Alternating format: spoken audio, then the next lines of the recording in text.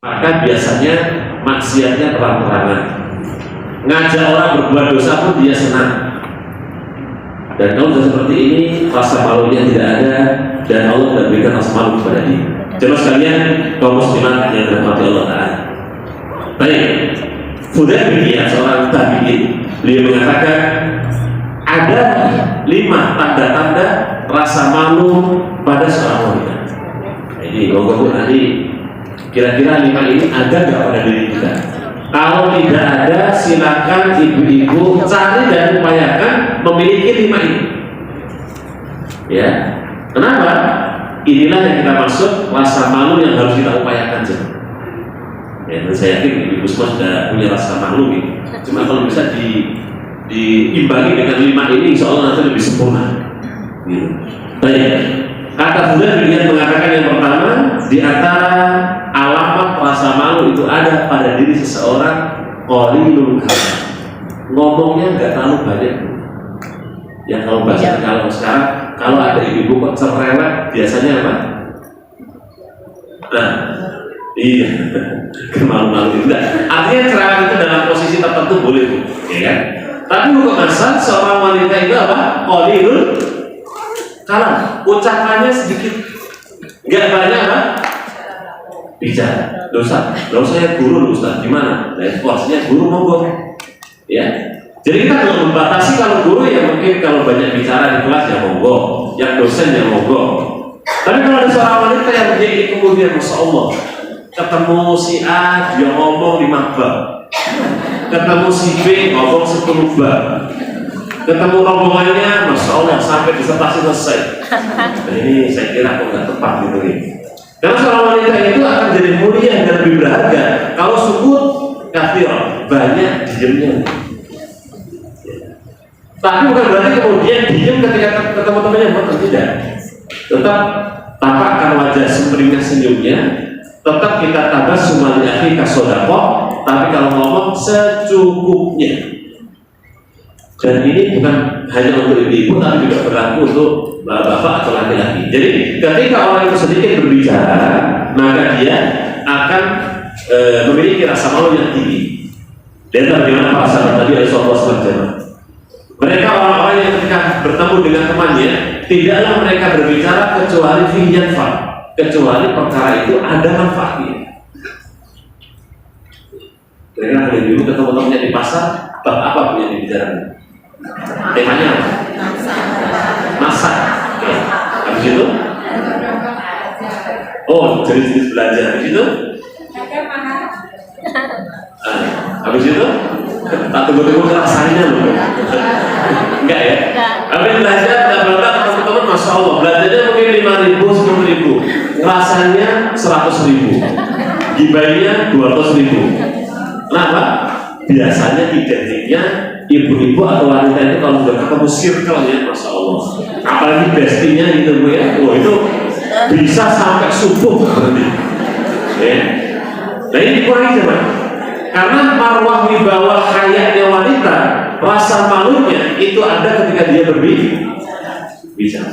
Dan saya yakin kok ibu semua kalau suruh nilai ibu A yang cerewet gitu dengan ibunya yang kemudian yang satunya ini ya pertengahan, kira-kira lebih enak mana kuliahnya? Lebih senang mana? Pertengahan. Ini bukan bermaksud menyindir yang cerewet di sana. Takutnya nanti nyindir enggak.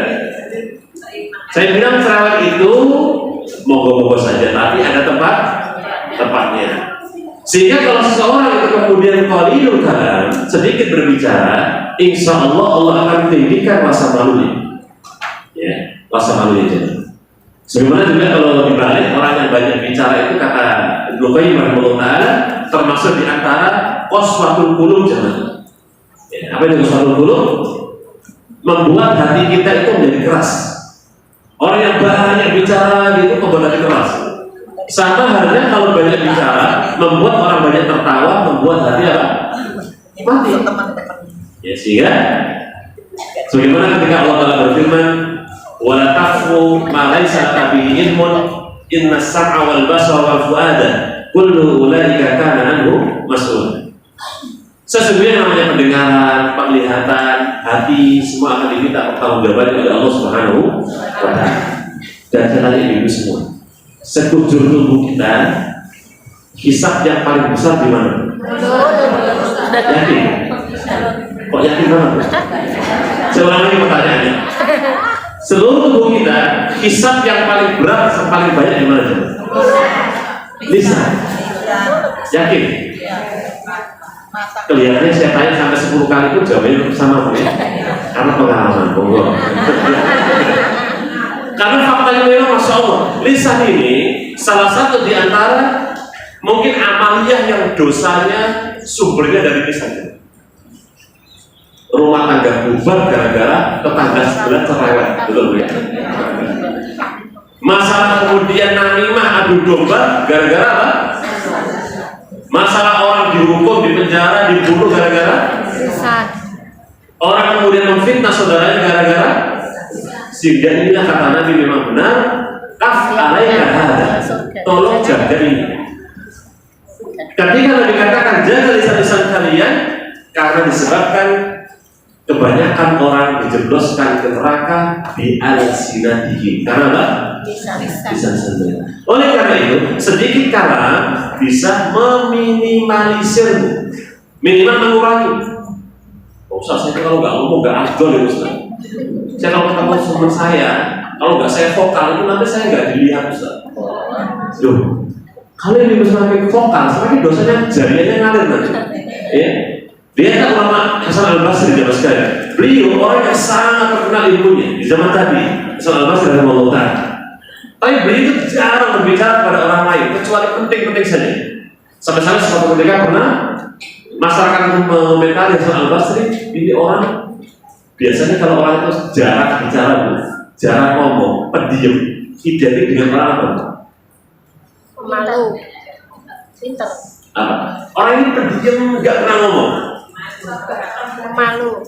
Pemalu, apa lagi? Bijaksana. Sabar, apa lagi? Pekerja keras. Bijaksana, apa lagi? Oh ternyata komentar jenengan dengan orang dulu beda. Mewah. Orang dulu komentarnya kalau ada orang diem nggak pernah ngomong itu dungu. Apa itu? Nggak pintar gitu. Oh, dungu. Jadi orang masyarakat itu komentar yang Al-Basri, orang ini nggak bisa bicara ya? Apa dia nggak pintar? Itu kurang lebih gitu. Jadi kalau sekarang orang itu pendiam komentarnya positif Bu ya? Iya Masya Allah. Berarti jenengan harus apa Bu? Nah, itu jawabannya ya. Tapi orang dulu kalau dia diem dikomentari negatif. Suatu ketika, karena Hasan Al-Basri memang tidak semuanya tahu kalau beliau ulama di zamannya, disuruh isi taklim pengajian teman. Layaknya kalau pengajian kan nggak mungkin diem dong ya. Masa orang pengajian Assalamualaikum warahmatullahi wabarakatuh. Diem gitu sangat. Wassalamualaikum warahmatullahi wabarakatuh. Itu betapa sebenarnya jamaah ya. Itu pulang gasik jadi pengajian cuma dibuka dengan salam, itu dengan wassalam. Ahli kebatinan. Terus alasannya saya itu tawadhu. Saya nggak mau ngomong di hadapan panjenengan semua karena kata ustaz yang dulu nggak boleh banyak bicara. Itu ustaz perlu dirukyah gitu lah kurang lebih ya. Oh dia dikasih panggung untuk bicara terkait dengan al-haq itu al-haq, al-batil itu al-batil. Kita kembali ke al-Basri. Jadi beliau diamnya itu bukan karena tidak mau bicara, tapi beliau diamnya itu karena tidak ada ucapan yang penting untuk disampaikan. Makanya ketika beliau undang pengajian dan yang tahu kalau Hasan Al-Basri itu pendiam, beliau ikut jalan. Dalam hatinya, ini orang nggak pernah ngomong kok diundang pengajian. Bagaimana dia akan bicara? Ternyata Masya Allah.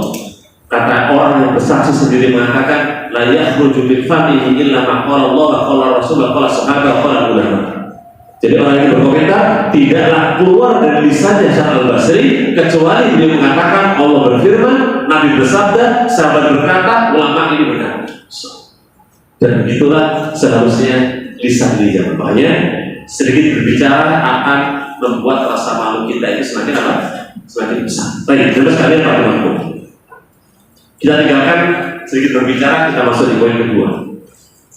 Untuk membuat rasa malu itu semakin tinggi adalah ihya'ul iffah, menjaga kehormatan jemaah. Menjaga kehormatan wanita. Kalau bahasa lainnya itu harga diri. Ya, apalagi bahasanya ya, kemuliaan seorang wanita ya. Jadi kalau seorang wanita menjaga ifah ya, ifah itu ya kemuliaan diri sendiri ya. Tidak mudah untuk ngomongin. Kalau saat ini kan banyak ya kadang-kadang apa bu kalau istri ngambil suami orang bahasanya. Nah itu dia ya.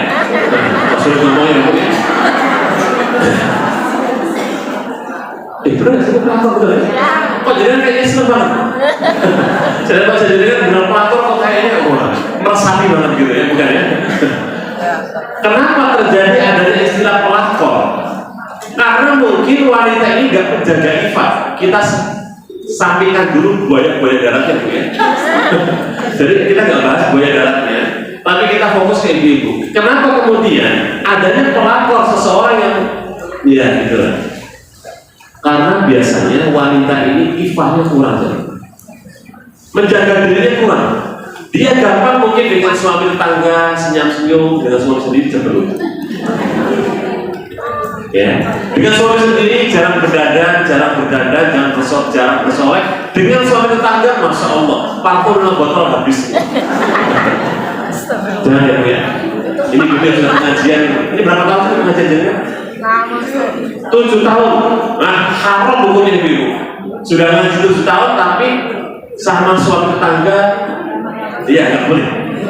Ya, pokoknya haram hukumnya seorang wanita kemudian dengan laki-laki yang bukan mahramnya, dia kemudian semacam kayak apa sih kalau banyak orang kamu tuh kemayu, tahu bu? Nah, tuh ya, atau caper ya, cari perhatian, jangan. Ibu-ibu kalau sudah ngaji 9 tahun, 10 tahun, bahkan bertahun-tahun harus punya identitas yang berbeda dengan emak-emak yang nggak pernah ngaji. Loh sih, saya sudah sampaikan ini di mana-mana. Orang yang mengaji, orang yang belajar itu dia punya hal yastawi alladziina ya'lamuuna walladziina laa ya'lamuun. Apakah sama orang yang sudah belajar dengan orang yang nggak belajar? Beda. Masa sama? Kalau sampai dijumpai kalau bilang dibalik itu udah ngaji tapi malah menjadi agen pelakor tadi. Jadi istighfar ya. Ngaji bertahun-tahun tapi juga punya aktivitas sampingan pelakor. Alhamdulillah ya. Karena ngaji itu membuat rasa khudu dan khosyah. Rasa takut itu ada. Rasa khawatir kepada kemaksiatan itu besar. Itu yang mungkin nanti bisa menghadirkan masa lalu kita. Maka ifahnya seorang wanita ini kalau dulu di zaman sahabat, wanita itu kalau ngomong sama laki-laki yang bukan makrom, gubalannya pol. Gak ada artinya suaranya itu lantang. Gak usah dibikin kayak sok imut lah gitu bu. Jadi kalau bicara sama laki-laki yang bukan makrom, segala gak apa-apa bu. Ditanya, bu mau kemana? Mau pasar pak? Beli apa? Beli sate. Jangan ditambahin. Ngapain tanya-tanya pak? Gak usah. Cukup dengan jawabannya agak tinggi saja. Nanti bapaknya bilang kok sombong. Bukan sombong pak. Standar saya ngomong dengan panjangnya itu begitu. Terus dari hati-hati pak ya. Goyang darat banyak. Jadi ketika seorang wanita itu bicara dengan lawan jenis yang tidak makhluk, ibu harus suaranya lebih takut dan ditinggikan. Jangan dibalik. Usah dibalik gimana? Kalau sama suara suami tinggi sama orang lain, masya Allah. Ini kalau ada ibu seperti ini perlu dirugikan juga. Ini salah ini, salah pelajaran. Jadi kalau sama suami mau segala apapun, katakanlah suami itu berbuat salah, ibu-ibu harus dirikan. Wah, yang ajar saya gak bisa. Tetap ibu harus sama suami diri suaranya dipanggil, bu, jangan lupa. Itu bukan bu. Lagi tekan, lagi emosi dipanggil, bu, apa pak? Oh, jangan. Ini alhamdulillah. Ini kalau cerita kayak gini gak ada ifah-ifahnya, gak ada mulianya wanita seperti ini. Dosa, suami saya salah, hatta suami ibu yang salah. Ustaz, tentang laki-laki, oh enggak, saya gak ada kepentingan bu. Saya gak ada kepentingan untuk bela suami jenengan. Tapi saya menyampaikan bagaimana etika seorang istri kepada suaminya. Kata suami kita salah. Bukankah mencari surga untuk wanita itu gampang? Gampang kan? Ya?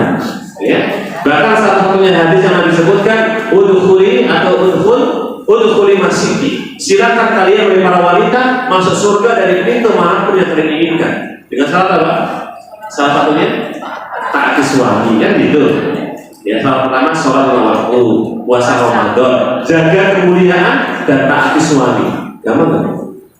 Halo, saya ulangi lagi. Ibu mau masuk surga? Pintu jalur khusus apa? Pintu reguler? Khusus. Reguler itu ada pintu sedekah, pintu sholat, pintu senyum, pintu menahan amal, itu reguler. Pintu orang Matu VIP mau ibu? Syaratnya tadi bu. Loh, kok jadi pinter? Syaratnya apa? Sholat lima waktu, puasa Ramadan, jaga kemuliaan, dan taati suami. Gampang kan? Nah, itu pintu khusus. Kalau ada yang mau pintu reguler, monggo, oke. Udah usah saya pakai reguler saja. Kayaknya khusus kok nggak sayang banget gitu. Ketika Allah berikan pintu khusus untuk ibu-ibu, maksudnya khusus itu udkhuli masjidi. Silakan ibu-ibu masuk surga dari pintu manapun yang ibu inginkan. Apa enggak sebuah keistimewaan itu? Dengan bisa sombong di hadapan temannya. Ibu woro-woro saya pegang pintu khusus loh. Sampai reguler. Gak level gitu. Syaratnya tadi. Kalau ibu bisa melaksanakan dengan baik, taati suami. Nah, salah satu yang tidak taat dengan suami itu bab kalam dengan ucapan gimana. Makanya setelah ibu nanti konjur pulang ketemu suami, dia pokoknya enggak gitu. Suruh apa? Dia pak siap. Ya. Siap nggak kira-kira? Masih insya Allah, masya Allah. Ya. Padahal jelas-jelas kebaikan. Berarti ada pengingkaran ini kalau terjadi agak-agak patah ya nggak apa-apa Ustaz. Gitu. Siap nggak kira-kira? Siap insya Allah begitu. Kita sekalian kembali ke poin kedua ya. Ifah.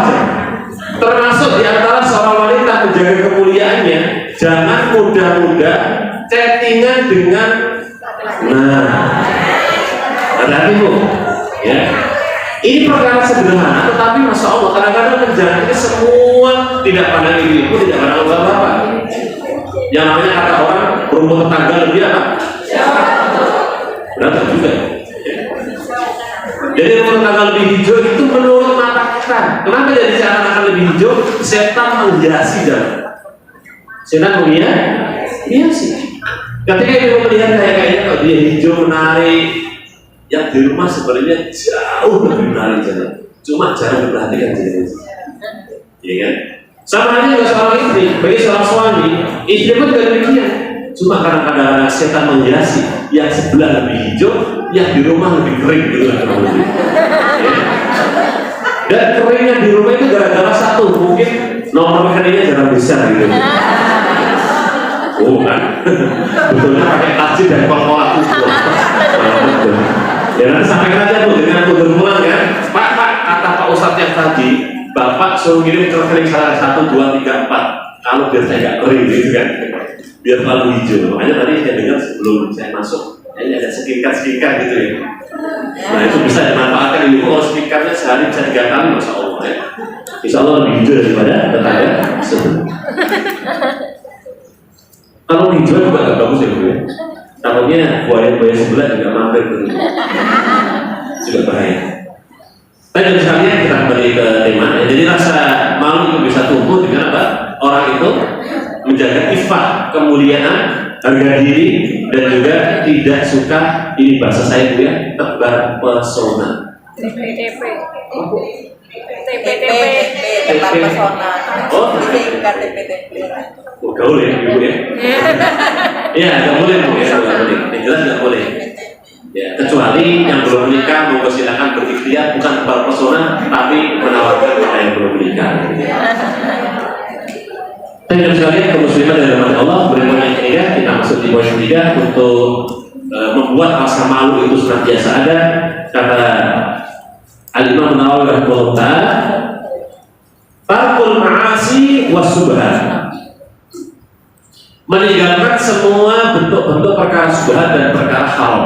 Nah, ini yang Ternyata untuk menghadirkan rasa malu itu juga Allah akan angkat rasa malunya dengan meninggalkan syubhat dan perkara yang diharapkan Allah Subhanahu wa Ta'ala.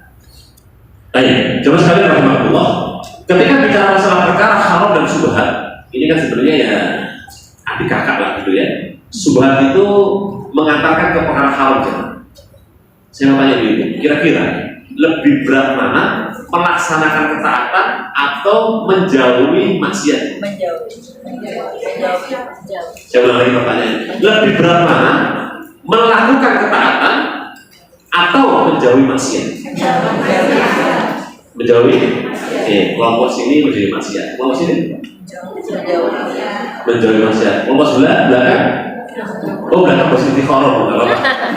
Belakang baru istikharah kita tunggu. Nah, pertanyaannya berat mana menjauhi maksiat atau melakukan ketaatan? Yang belakang masih mikir. Tanya sekalian, taat kepada Allah itu bentuknya adalah takwa. Menjauhi larangan Allah juga nilainya takwa, betul ya? Tapi rasa-rasanya mungkin ada yang berat. Melakukan ketaatan ataukah menjauhi maksiat? Menjauhi maksiat, sepakat ya? Baik. Sebagian orang memang merasakan kayaknya menghindari maksiat lebih berat, Ustaz. Sebagian orang ini mengatakan melakukan ketaatan juga jauh lebih berat. Contohnya mentaati suami, berat atau ringan tuh? Loh, tadi katanya lebih berat. Tergantung, berarti tergantung tema. Tergantung Tadi katanya menghindari maksiat lebih berat. Ketika saya angkat tema mentaati suami berarti lebih gampang. Loh, mentaati suami harusnya mentaati lebih kan? Wah, gak keluar bener nih. Gak mau ucap lebih kan? Wah, berat. Lebih mudah ya. Lebih gampang. Harusnya ketika bicara taat itu memang gampang, termasuk mentaati suami. Sampai ini mengirim ke sana terus. Ya, karena problematika wanita mak masuk neraka yang paling banyak itu sebabnya itu jangan. Banyak kita kampanyekan itu, ya. Banyak dengan foto rasanya taat sama suami ganti itu aja. Suruh rumah ganti, suruh rumah ganti itu aja. Gak usah nanya. Semakin banyak dia, semakin banyak. Jadi kita tahu sebenarnya. Ada yang sama ini. Maksudnya disuruh apapun mau gue dikerjakan gitu. Kita kembali ke jadi menjalankan ketaatan kepada Allah itu ya berat. Meninggalkan maksiat juga termasuk berat.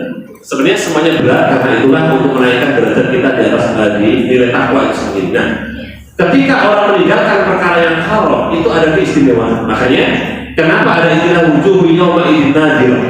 Nanti di hari kiamat ada orang itu wajahnya berseri-seri di hadapan Allah Subhanahu wa Ta'ala. Kenapa wajah beliau dalam Allah berseri-seri? Salah satu di antara makna ahli tafsir karena dia di dunia meninggalkan kemaksiatan dan Allah berikan wajah yang baik di akhirat. Termasuk di dunia. Orang-orang yang meninggalkan kemaksiatan Allah angkat kemuliaannya dan Allah berikan rasa malu yang tinggi. Ya. Makanya orang-orang dulu kalau berbuat maksiat itu mereka gelisah. Ya. Kira-kira kalau kita membuat maksiat gelisah nggak? Gelisah. Itulah yang disebut dengan al-ismu mahaka fi nafsi. Dosa itu membuat gelisah pada hati seseorang atau hati kita. Nah, berbuat maksiat, berbuat kemudian kemungkaran bahkan syubhat itu membuat seseorang dihantui dengan rasa kegelisahannya. Makanya jangan tertipu dengan orang-orang yang berdasi terus nyimpan uang rakyat dulu. Kok katanya harinya ke Singapura, jalan-jalannya ke Malaysia, ke Thailand, ke Belanda, karyanya enak. Lah, tidak. Dia semakin pergi jauh, gelisah hatinya. Ya. Kenapa? Kemaksiatan tidak akan menanamkan ketenangan. Betul ya? Jadi proses orang itu selingkuh berkali-kali, itu dohirnya. Batinnya bisa dipastikan 100% pasti mahaga binafsi. Rasa gelisahnya besar. Nah, orang berbuat perkara maksiat dan syubhat itu perkara-perkara sama dengan yang dikatakan inna halala bayyinun fa inna harama bayyinun wa bainahuma umurun mustabihat. Ada perkara halal itu jelas, perkara haram itu jelas, yang agak menyulitkan kita itu perkara syubhat yang di antara halal dan haram. Ya. Kata Nabi, halal itu jelas, haram itu jelas. Tapi faktanya kadang-kadang orang sering terbalik. Betul ya? Yang halal jadi haram, yang haram jadi halal. Jadi terbalik kadang-kadang orang. Kalau halal dianggap haram, sedangkan haram dianggap halal, bagaimana kalau kemudian perkara yang sama-sama tadi? Yang perkara subhat.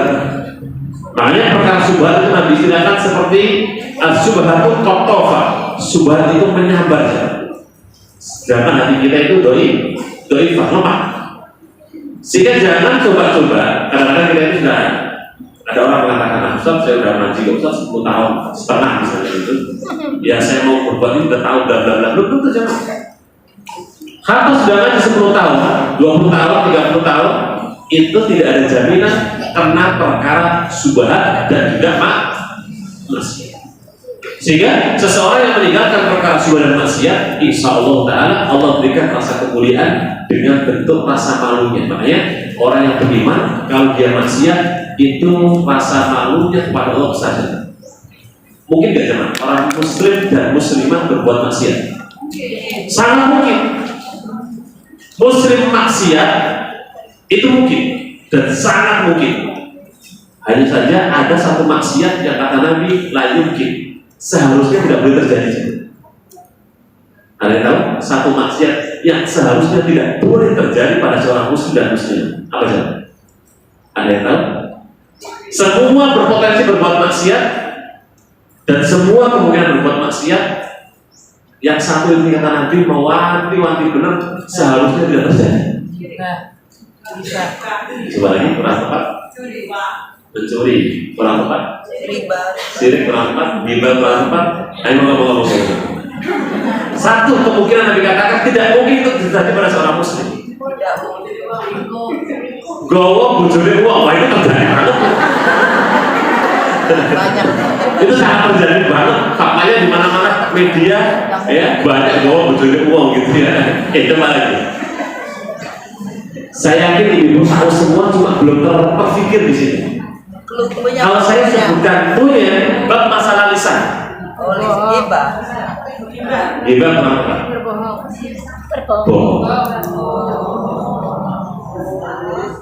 Bohong itu bukan ciri khasnya seorang muslim dan muslimah, Bu. Jadi ketika Nabi ditanya oleh para sahabat, ya Rasulullah, hal yumkin al-mu'min yasrik wa yakdib wa yazni? Apakah mungkin seorang mukmin itu dia mencuri, berzina, ya, membunuh? Nabi katakan mungkin semua terjadi.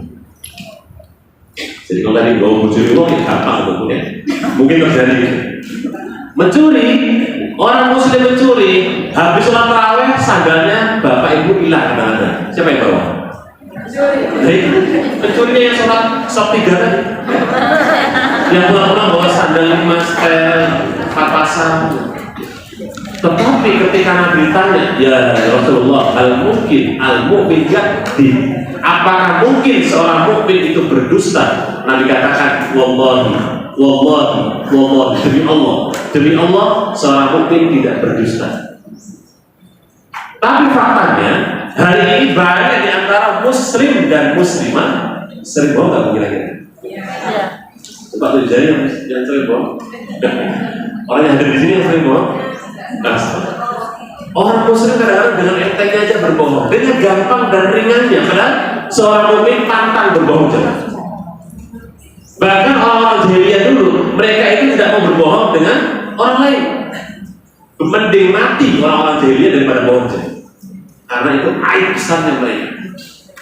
Jadi orang-orang kafir jahiliyah, mending mereka itu meninggalkan kampung dan kelahirannya dan meninggalkan semua dunianya daripada berbohong. Maka karena itu jangan pernah seorang muslim terbiasa dengan bohong. Kenapa Nabi katakan seorang muslim seharusnya tidak berbuat bohong? Karena bohong ini pangkal daripada rusaknya dan datangnya dosa-dosa berikutnya. Nabi kita bersabda, fa'inal kadhiba yahdi ilal fujur. Yang namanya bohong itu mengantarkan kepada pintu-pintu dosa. Fa'inal fujur yahdi ilal nar. Sedangkan pintu-pintu dosa itu mengantarkan ke neraka. Baik. Contohnya, ibu masih kecil ya, atau mungkin sudah ada cucunya, biasanya ini kasus yang terjadi, tidak semua, tapi kadang-kadang ada. Biasanya kalau orang itu kemudian akan dihampiri temannya, khususnya teman mau nagih utang, ya kan? Terus kita di rumah nih Bu, posisi kita di rumah. Pas kebetulan di rumah itu ada anak kita atau cucu kita atau siapa yang masih kecil gitu ya. Terus kita bilang, Dek, Le, Do, nanti kalau ada tamu yang nyari ibu, tolong bilang ibu udah ada. Iya, ya. Pengalaman betul. Kira-kira apa yang dikerjakan oleh anak tadi? Anak itu masih lugu, masih fitrahnya baik, dia akan kemudian mengingat benar wasiat ibunya. Kata ibu, nanti kalau ada yang ketok pintu, siapapun, dan dipastikan tamu yang akan datang, saya suruh bilang, ibu tidak di rumah. Baik, datanglah tamu yang bilang, ketok pintu gitu ya, tak sama itu, ada yang buka, waalaikumsalam. Suruh bilang nggak ada. Ibu ada nggak nih? Apa jawabannya itu? Suruh bilang nggak ada. Loh, kalau jawabannya ada di dalam beda kasus Bu. Suruh bilang nggak ada. Anak ini akan menjawab dengan informasi wahyu dari si ibunya. Katanya. Dia mengatakan ibu tidak ada di rumah. Betul nggak? Ya. Kalau tamu itu tanya yang kedua kali, ibu pergi sama siapa sih? Kira-kira bohong nggak? Bohong nggak? Bohong. Akan dia merangkai kata ibu pergi sama. Ini kan agak terbiasa bohong Bu ya. Jadi masih agak ini panjang. Sama Sutiem, nah gitu. Itu Sutiem betul-betul tuh ya aman. Kalau si penanya ini tanya yang ketiga, beli apa sama Bu Sutiem? Repot lagi tuh. Ini anak yang sebenarnya baik dari karena kosakatanya kan cuma satu tadi. Ibu di dalam, ibu nggak di dalam rumah gitu kan. Ditanya ketiga dia mengatakan ibu beli sayur. Ditanya yang keempat kira-kira pulang jam berapa nih? Pulang jam 12. Siang ya. Udah lanjut ngomong. Setiap pertanyaan yang diajukan oleh tamu tadi, maka ini anak akan berupaya untuk bohong. Mentok-mentoknya karena udah tahu ini kelihatannya bohong, udah adik ibu di mana? Oh di dalam Mas. Ibu di dalam kok Bu. Itu anak kecil Bu. Kira-kira kalau segede ibu semua, kalau bohong profesional nggak? Profesional. Handal nggak Bu? Pinter nggak Bu? Sampai nggak tahu ini bohong atau jujur. Karena kalau sudah lihai, sudah profesional, sudah pinter, yang kayak di persidangan dulu Bu ya. Sudah pakar. Wah, sudah mahir gitu. Mana nggak tahu kita, ini yang benar yang siapa gitu. Yang salah jadi benar, yang benar jadi salah. Sebabnya apa? Pintarnya dalam berbohong. Kira-kira sekelas ibu-ibu pandai nggak Bu?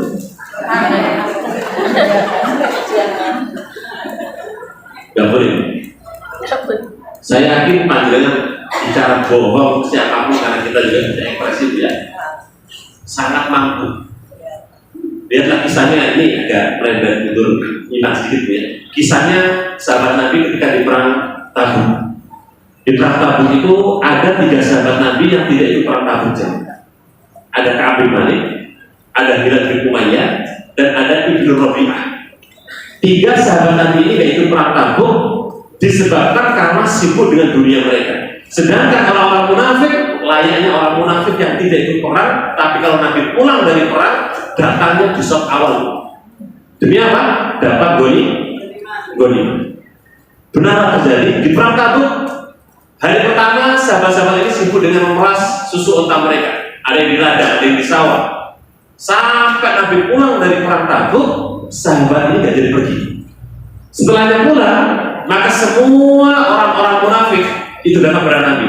Ya Rasulullah, mohon maaf, saya izin kemarin ikut perang Tabuk gara-gara gigi saya sakit.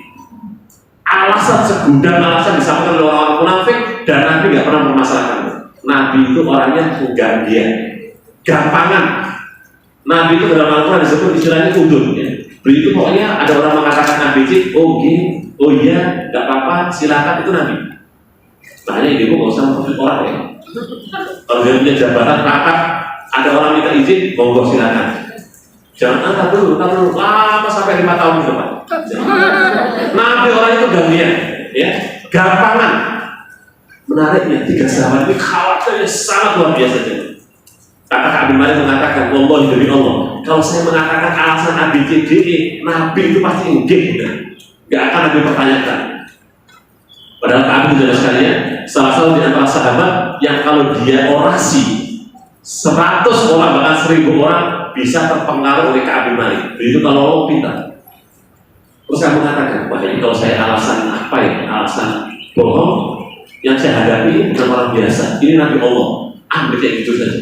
Akhirnya Ka'ab berkata jujur dan bilang pak sahabat jemaah. Ketika Ka'ab bin Malik, wahai Ka'ab, kenapa Anda tidak ikut perang Tabuk? Ngapunten Nabi. Saya sibuk dengan panen. Saya sibuk dengan merah susu unta saya. Saya nggak istirahat. Monggo, saya serahkan kepada dengan urusan masalah hukumannya. Kemudian sahabat Hilal bin Umayyah, alasannya juga sama. Kemudian Ibnu Rabi'ah juga sama. Akhirnya Nabi beri sanksi 3 sahabatnya tidak ada yang boleh berbicara selama 40 hari. Istilah kita disebut dengan istilah hajar. Nabi menghajar, memperingatkan seluruh para sahabat gak boleh ngomong sama 3 sahabat ini. Istri nggak boleh ngomong, jadi kalau istri yang mengos, nggak mau ngomong dia. Sahabat-sahabat di Mesir nggak pernah ngomong dengan sahabat ini, sampai 3 sahabat ini seakan-akan bumi langit menggigit saya. Betapa beratnya untuk hari ini. Hari pertama, kedua, ketiga, sampai mereka itu pucuk dengan sendirinya aja. Dia istighfar, minta ampun, taubat, nasuha, bla bla bla. Akhirnya Allah terima taubatnya sahabat ini. Ya, sehingga ingat baca bab masalah apa? Bisa. Tapi kita kembali ke tema jemaah. Menjauhi perkara yang haram dan syubhat. Kalau seseorang sudah terbiasa dengan perkara yang haram, saya contohkan tadi adalah bohong, maka dia akan terus dan akan terbiasa dengan bohong. Sehingga seseorang yang menjauhi perkara yang haram, Allah akan angkat derajatnya, Allah akan berikan kemuliaan, Allah akan berikan rasa malunya. Makanya orang yang jarang dan tidak terbiasa maksiat, kalau dia maksiat, ada rasa malu yang sangat besar pada dirinya. Dan begitulah Allah Subhanahu Wa Taala berikan, Allah tanamkan kepada orang tersebut rasa malu yang ketika dia menghindari perbuatan yang Allah haramkan. Baik teman sekalian, rahimahullah. Kemudian poin yang keempat, termasuk di antara perkara yang membuat rasa malu itu senantiasa ada. Ya. Rasa malu itu kemudian akan tumbuh pada diri kita yang kita sebut istilah kedua, membuat rasa malu itu sendiri adalah dengan ada hukum dunia, tidak rakus dengan perkara-perkara dunia. Jadi mungkin kayak sekilas apa sih hubungannya Ustaz ya? Tapi ternyata orang yang rakus dengan perkara dunia itu akan membuat seseorang tidak punya rasa malu lagi. Atau banyak yang buktinya ya, orang kalau sudah ambisinya itu dunia biasanya semua dihalalkan, betul ya? Iya, apapun dihalalkan. Kenapa? Akbar al-Hamina punya obsesi dunia yang begitu besar. Makanya Nabi SAW ketika beliau berdoa kepada Allah Subhanahu Wa Taala, ya Allah, jangan engkau jadikan pada hati saya dunia lebih besar. Artinya apa? Orientasi seseorang kalau dunia, maka lama-lama rasa malunya hilang. Ya, makanya kalau biasanya ada yang suka apa? Kalau ibu-ibu yang kelasnya kelas artis itu, Sosialisasi. Ya. Kalau ibu sosialita, kira-kira mau berteman dengan rakyat kita enggak? Rakyat itu rakyat biasa. Rakyat jelata. Kira-kira mau berteman enggak? Ya, ada mungkin 1-2 ya, Bu ya. Kebanyakan ibu-ibu yang sosialita itu ya temunya dengan circle-nya yang sekitarnya 10 juta. Yang mahal-mahal tuh ya, Bu. Ini kalau sampai terjadi, maka itu namanya kurang lebih kalau ibu-ibu sosialita yang orientasinya kemudian adalah circle-nya dunia, bisa jadi itu rasa malunya tidak ada. Allah cabut sedikit rasa malunya, sehingga dia kemudian berbuat sesuka dia. Itulah makna hadis yang kita baca di awal tadi. Ya. Sehingga bagaimana kemudian seorang muslimah ya, itu mengetahui identitasnya sebagai seorang muslimah. Boleh nggak usah kita berteman dengan circle teman-teman yang monggo, berteman gak ada masalah.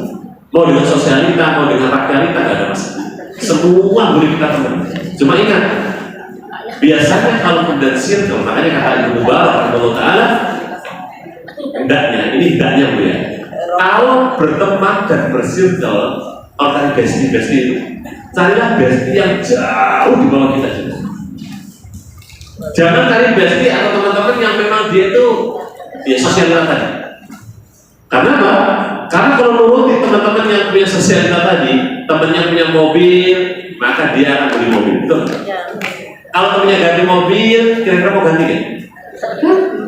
Kalau temannya punya sesuatu yang lebih, dia ingin mencoba lebih. Terus sampai kapan? Hatta zurtumul maqabir. Sampai kemudian dia akan berkunjung, akan silaturahmi, ya kan? Kemana? Kuburan. Sampai dia mati baru tahu. Oh, saya sudah mati. Sehingga orang-orang yang kubur dunia, yang dia ingin kemudian orientasinya dunia, ini akan mematikan rasa malunya. Sebagaimana perkataan Ibnu Qayyim rahimahullah taala bahwa kubur dunia, ya, buida al-hayat. Yang namanya rasa malu itu semakin jauh kalau orang itu punya rasa ambisius dengan dunia. Allah bikin begitu jauh. Sehingga kadang-kadang dengan kekayaan dia, kemewahan dia, itu kadang-kadang nggak ada rasa malunya lagi.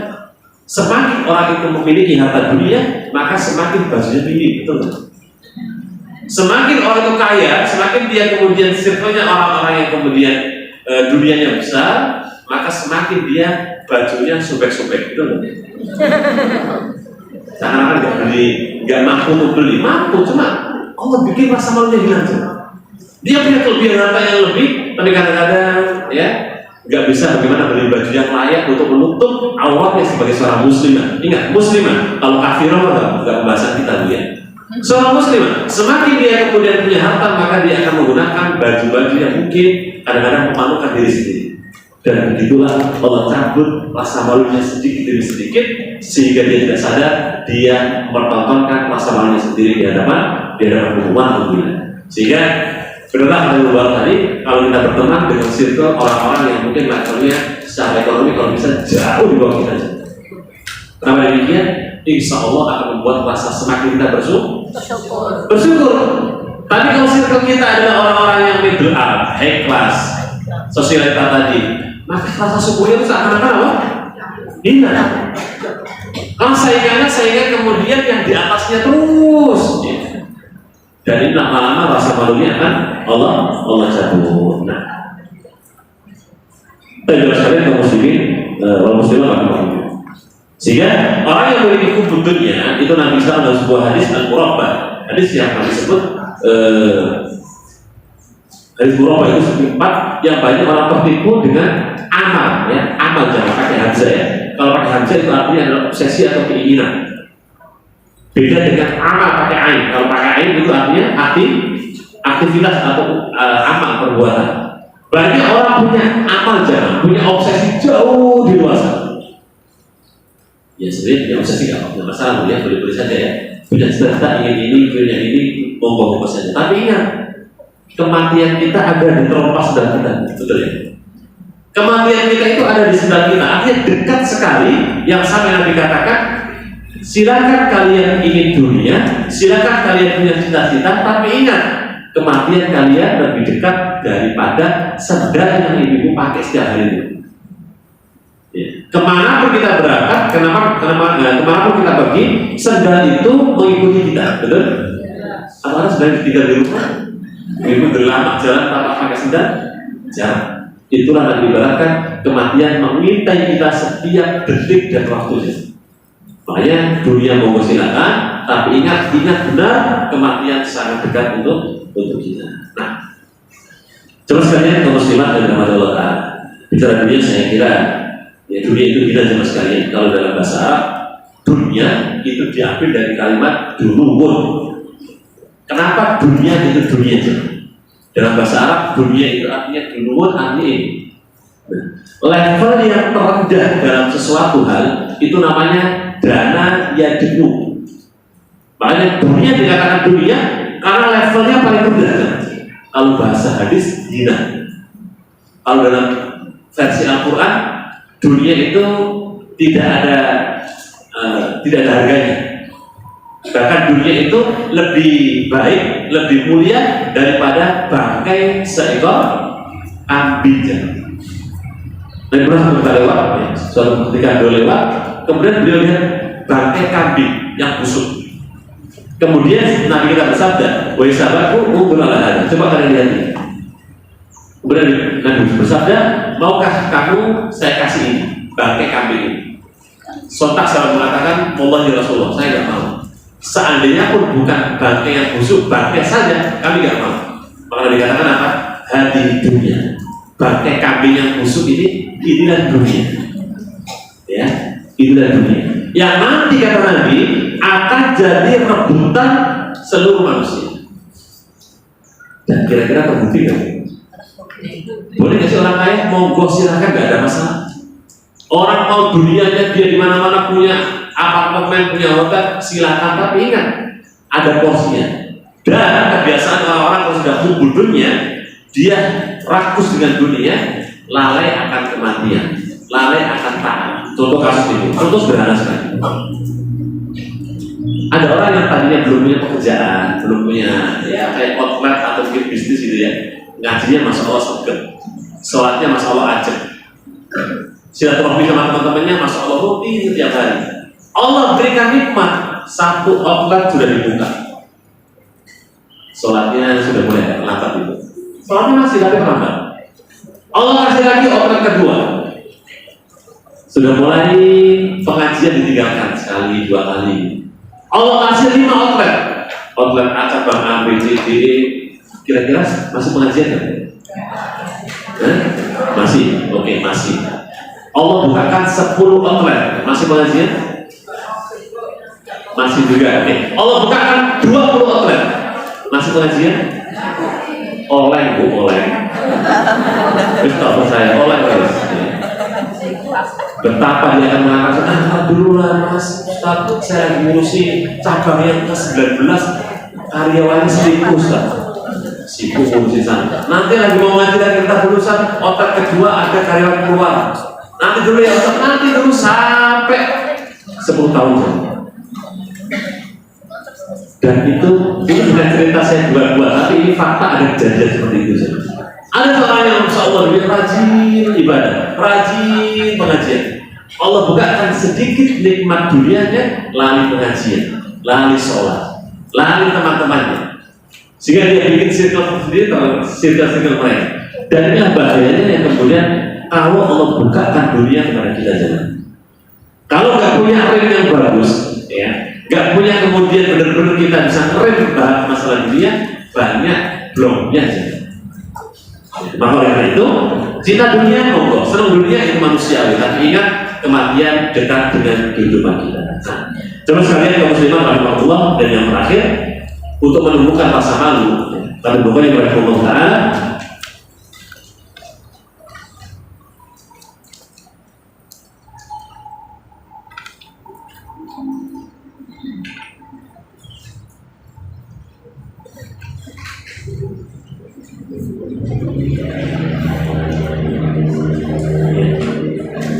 Tarku akil muharramat, meninggalkan makanan yang haram.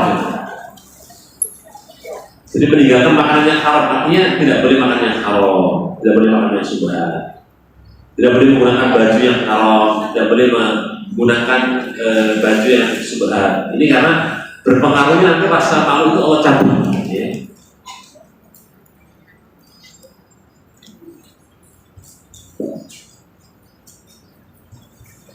Ya, dikisahkan oleh Aisyah radhiyallahu anha, dia pernah mengisahkan ketika itu Ja'ah Fatimah binti Utbah bin Rabi'ah. Datang Fatimah anaknya Utbah, ya. Tabayya Rasulullah sallallahu alaihi wasallam. Waktu itu beliau mau minta dibaiat masuk Islam. Tiba-tiba ada seseorang yang datang kepada Nabi sallallahu alaihi wasallam dalam posisi yang sama, datang juga kepada Nabi sallallahu alaihi wasallam, yang kemudian sudah mau mendekat, tapi dia menjauh. Jadi mau mendekat, akhirnya nggak jadi. Sesamanya kemudian si orang ini mendekat dan tidak jadi, maka tanya, kenapa dia mendekat tapi nggak jadi? Padahal Fatimah binti Utbah, beliau kemudian mendekat Nabi sallallahu alaihi wasallam dan masuk Islam. Maka kata para sahabat, Bagaimana dia akan kemudian mendekat kepada Nabi SAW?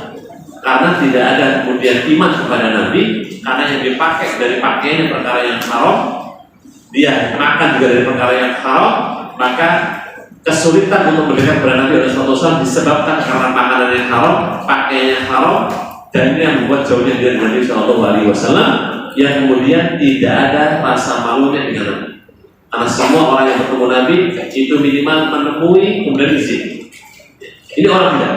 Sehingga kata para ulama, salah satu di antara sebab orang itu dijauhkan dari rasa malu, ya, atau kita balik, orang yang didekatkan dengan rasa malunya ketika dia menghindari perkara-perkara yang dia makan, dari yang perkara subhan atau perkara haram. Maka oleh karena itu sekalian, hati-hati, waspada. Ketika yang kita konsumsi itu perlu dicek, perlu dilihat ini halal atau haram, termasuk perkara yang kita pakai. Sehingga ketika bab ini kita kemudian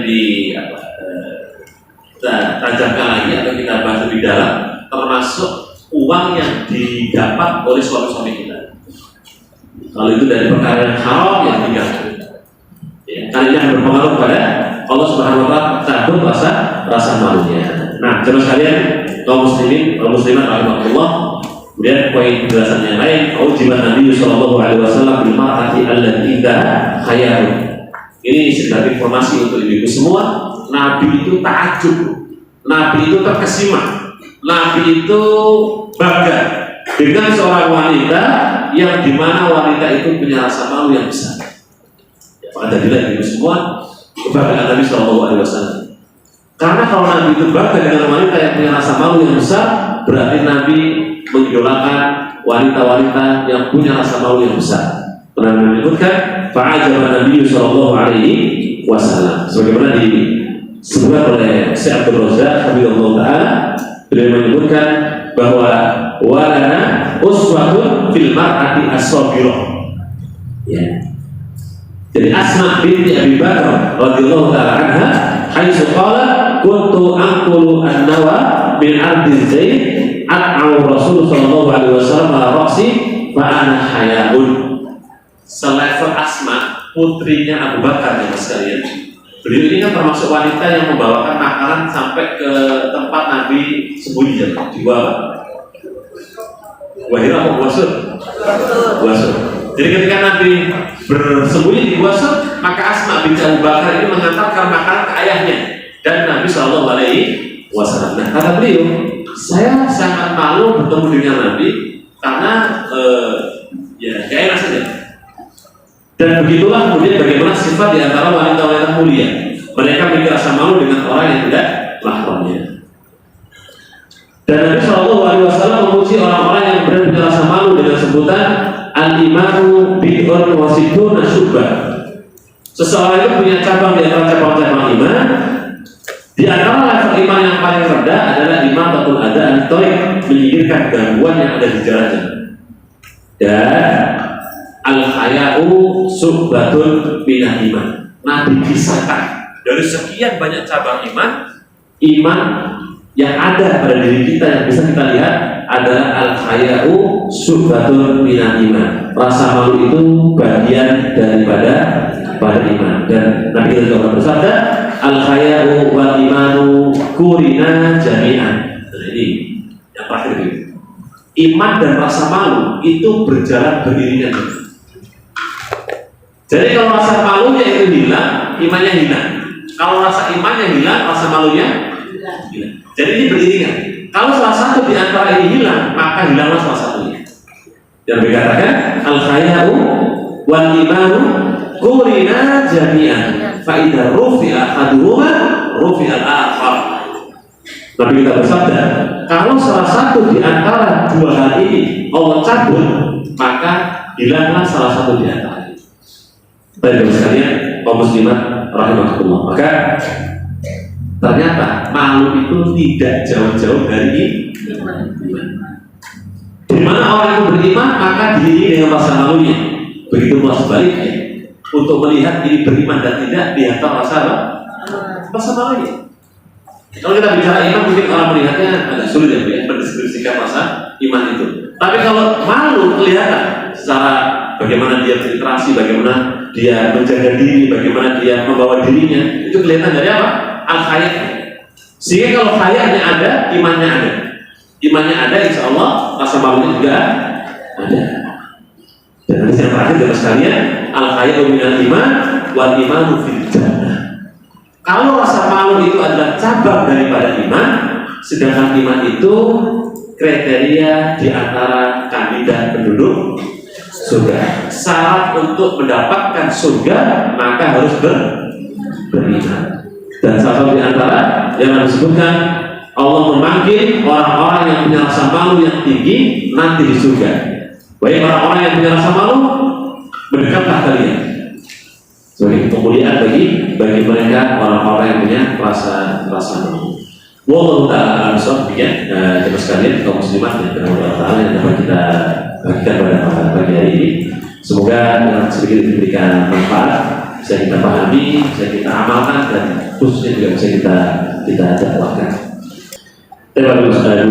Kita tutup dengan berdoa kepada Allah Subhanahu wa Ta'ala. Semoga majelis kita diberkahi dan mendapatkan kebaikan dunia dan akhirat. Allahumma shalli ala Muhammad wa ala ali Muhammad kama shallaita ala Ibrahim wa ala ali Ibrahim wa barik ala Muhammad wa ala ali Muhammad kama barakta ala Ibrahim fil alamin innaka Hamidum Majid. Allahumma ighfir lil mu'minina wal mu'minat wal muslimina wal muslimat al ahya'i wa innaka ala kulli shay'in qadir. Rabbana la tuzigh qulubana ba'da idh hadaytana wa hab lana min ladunka rahmah innaka antal wahhab. Rabbana innaka jami'un nas li yawmin la rayba fihi innallaha la yukhliful mi'ad. Allahumma nas'aluka ilman nafi'an wa rizqan thayyiban wa amalan shalihan. Allahumma nas'aluka al-huda wat tuqa wal afafa wal ghina. Allahumma ighfir lana dhunubana wa liwalidayya warhamhuma kama rabbayana shighara wa li jami'il muslimin wal muslimat wal mu'minina wal mu'minat al-ahya'i Muhammad wa tabi'i bainana wa bainahum bil khairat. Rabbi ighfirli warhamni wa anta khairur rahimin. Wa la hawla wa la quwwata illa billahil aliyyil azim. Rabbana atina fid dunya hasanah wa fil akhirati hasanah wa qina adzabannar wa qina adzabannar. Sallallahu ala nabiyyina Muhammad wa ala alihi wa sahbihi wa sallam.